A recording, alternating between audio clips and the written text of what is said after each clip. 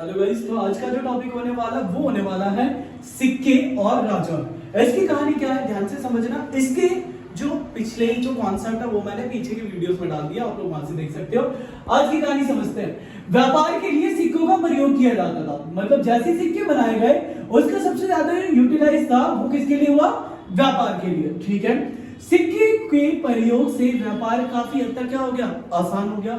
ठीक है, चांदी तथा तांबे के सिक्के सबसे पहले 6वीं शताब्दी में ढाले गए। कौन सी शताब्दी में? 6वीं शताब्दी में। ठीक है, आगे की कहानी क्या है? इन सिक्के को आहत सिक्का कहा जाता था, और जो क्वेश्चन है वो यहीं से बनता है, आहत सिक्के किन्हें कहा गया?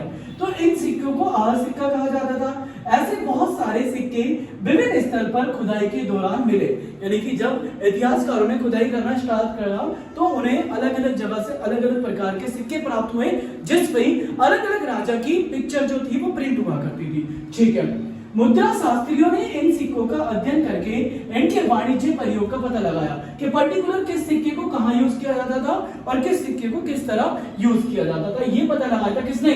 मुद्रा शास्त्रियों ने। मुद्रा शास्त्री कौन? जो सिक्कों का अध्ययन करना जानते थे। आगे की कहानी क्या है?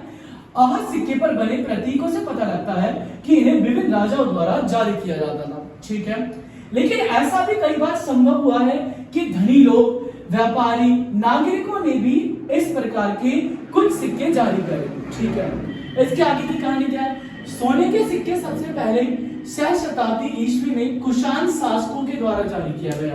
किसके द्वारा जारी किया गया? कुषाण शासकों के द्वारा। एक नंबर का क्वेश्चन यहां से बनता है।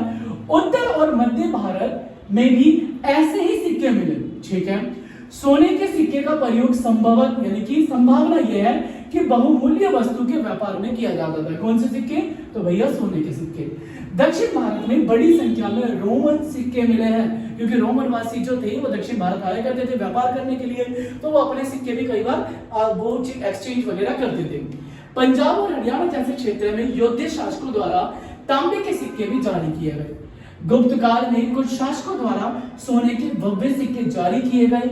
इन सिक्कों में जो सोना होता था वो उच्च क्वालिटी का होता था। तो आज का टॉपिक हमारा यही खत्म होता है। आगे के जो टॉपिक है वो आपको आगे की वीडियोस में मिलेंगे। धन्यवाद।